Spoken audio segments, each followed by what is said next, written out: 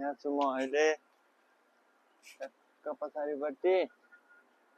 यो कुनै ताल होइन है, यो पुरै समुद्रलाई पुरै घेरेर परबाट समुद्रलाई यसरी आएको पानी हो यो समुद्रको। यो कुनै ताल पानी जम्मा गरेको होइन।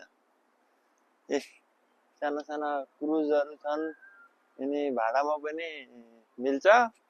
पैसो ढेउवा हुनु पर्यो धेरै। यो प्राइभेटहरू पनि छन्, कम्पनीका छन्।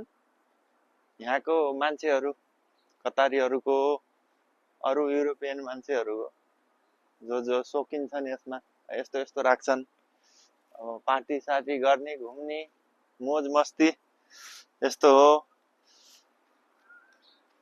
यस्तो समुद्रको हाल।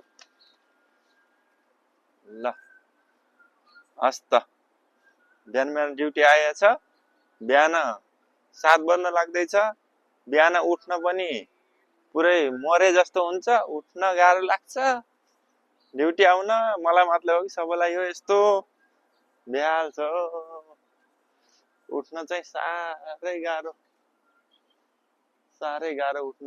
बिहानको त पारिलो घाम लाग्यो। हस्, हजुरहरू को हुनुहुन्छ कतारबाट